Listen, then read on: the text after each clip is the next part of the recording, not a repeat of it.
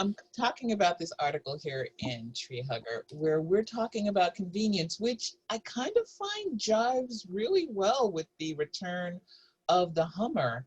Um, because let's be honest here, the Hummer is not exactly what I would consider to be a labor truck. This is not a vehicle that really is out there working in the fields every day. Come on, people, let's be honest.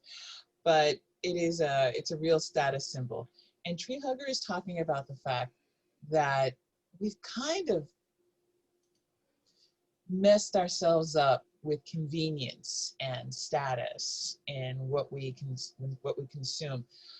Everything we eat today is mixed up with a lot of, I don't know, packaging issues that we have a lot of trouble dealing with. It's filling up our landfills. And although we do have recycling, recycling isn't really a solution. It actually is something that has shifted the responsibility of taking care of waste products out of the hands of the manufacturers and onto us, the consumer. Now, I kind of disagree with their point in this, that recycling is not really useful and that we are bearing all the responsibility, because the frank truth of the matter is this is a shared responsibility. It can't be 100% on the manufacturer or just on the consumer. We all have to do our part. But I'm going to say the past few years may have shown that some of us struggle with the concept of a mutually beneficial society where we all have responsibility. In particular, little things in the past 5 months have kind of made us doubt that. And it's a great, great issue, because plastics and glass and a lot of things are really much harder to recycle than you think, even though we're told that they're able to be recycled. And which plastics are recyclable, I can tell you, can differ from state to state and county to county and city to city, depending on what their recycling program is like. And this article doesn't touch on it, but I will also say things like corporate composting. You go to a landfill, and I don't mean an actual recycling facility on a massive scale, but you go to a standard landfill and you dig a little and you can find organic materials that have not decayed because they're not properly being turned over. So the belief that massive corporate scale level composting can also prevent us from drowning in our own edible trash, that may not be true too. It's a real problem. How do we solve it? Let's cut to the next chase, which is Canada trying to ban plastics.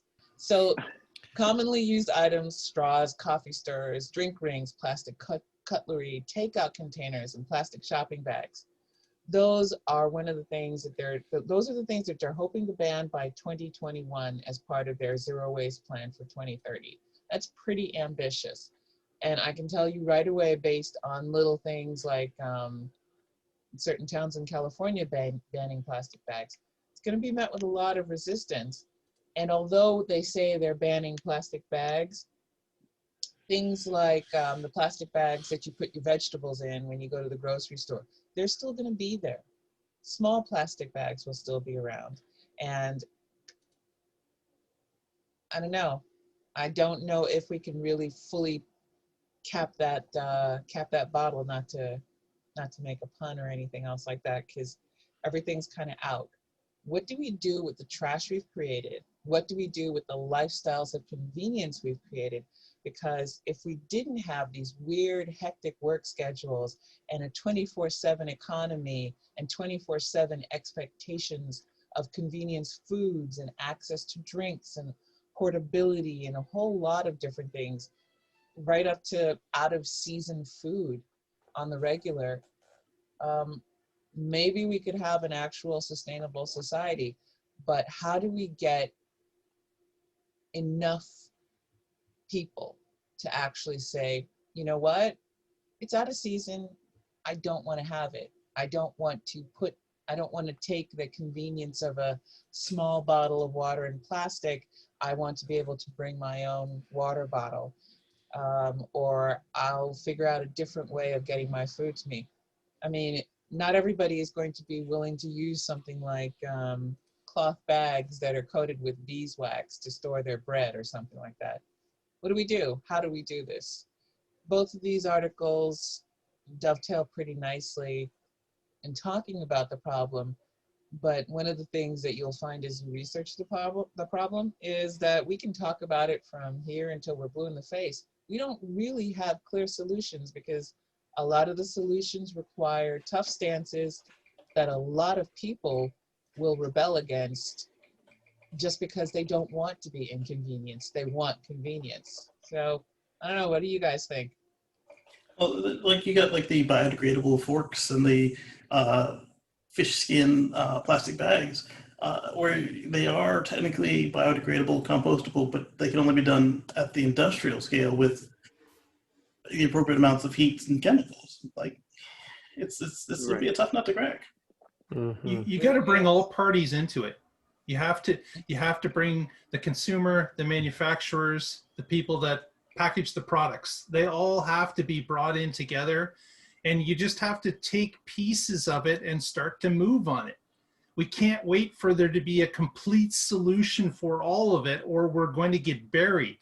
We have to move on individual pieces that we know can start to make a difference, and it becomes a patchwork that eventually will help us all. But it's getting those three parties together and agreeing that, you know what, we can get rid of straws and stir sticks. Let's do that first. Let's break that down and move that forward with input from all three parties. And you could do financial incentives. Like if you go to Starbucks and you want a straw for your iced coffee, it's 25 cents. And there you go.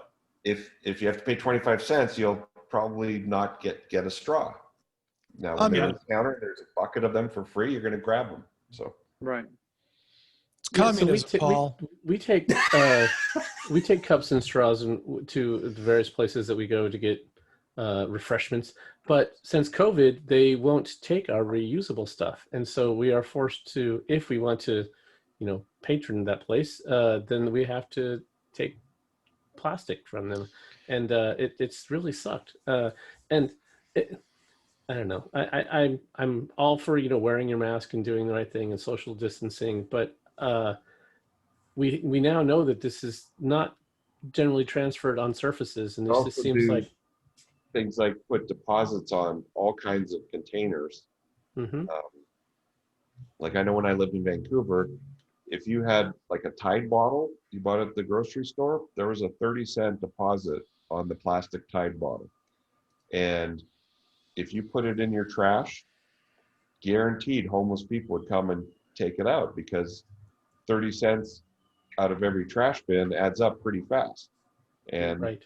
Very few of them end up in landfill. And there was also redemption centers where even consumers could take their recyclables and get cash to do that. So, maybe there needs to be some financial deposits and incentives to make this all work quicker. Yeah, if we don't take the hard steps now, then the idea of the climate refugee is going to be not just the small island nations. It's going to be big. It's going to be worldwide. Yeah, I know that Canada certainly has their work cut out for them trying to ban some of these things. I mean, so I work for a relatively large company, and I was until recently the national lead for our green and sustainability employee group. But being in the national headquarters, being with the president of the company and the various vice presidents and the directors, and being at the coffee station, carrying my mug and watching them get their paper cups, except the coffee's hot. So now they need 2 paper cups. And then they stir it with their plastic spoon that they throw away. And I know these guys. I've known them for years. And I'm like, dude, seriously. Well, you're at a sustainable meeting. This is what they're doing. Yes, I mean, in the sustainability meeting. Were we not sitting around the same table 3 days ago talking about this?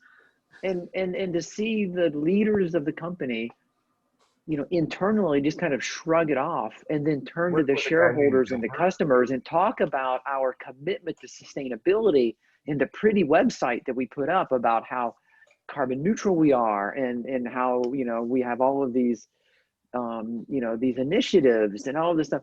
And part of it, I'm just scratching my head and I'm wanting to just like grab them, and just the convenience that we give the everyday consumers.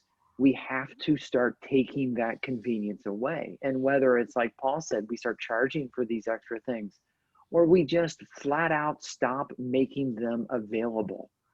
You want a straw? Sorry, we don't have straws. You want 15 paper napkins because that makes you feel good? Sorry, here's one. How big of a mess do you plan on making? So Agreed. there are a couple of things that came up today while I was browsing the web that I think somehow kind of work in here. One beverage company was talking about how they're using paper to make a biodegradable bottle for their product. Another company was talking about how they were making, they didn't say what from, but another biodegradable, more quickly biodegradable bottle. And that plastic didn't actually biodegrade, go figure. Obviously we've been duped on plastic for a long time. It's convenient, it's cheap, and we love it. Every time I see someone at the store lugging a case of 24 little individual serving bottles of water, I die inside. Just a little bit of me just withers away. And that includes my own family. My mother is chronic with that. Just like can't understand, like you can't use a refillable water bottle because these are so convenient. And put a filtration device on the kitchen sink. A lot of it is going to be education. A lot of it is going to be cultural. Look at what Mothers Against Drunk Driving did for drunk driving. Drunk driving was just, oh, boys will be boys for a long time, and we let it go. And all of a sudden, drunk driving became very uncool. And it was a lot to do with the activism of Mothers Against Drunk Driving. Same with Moms Demanding Guns, although they haven't had the success.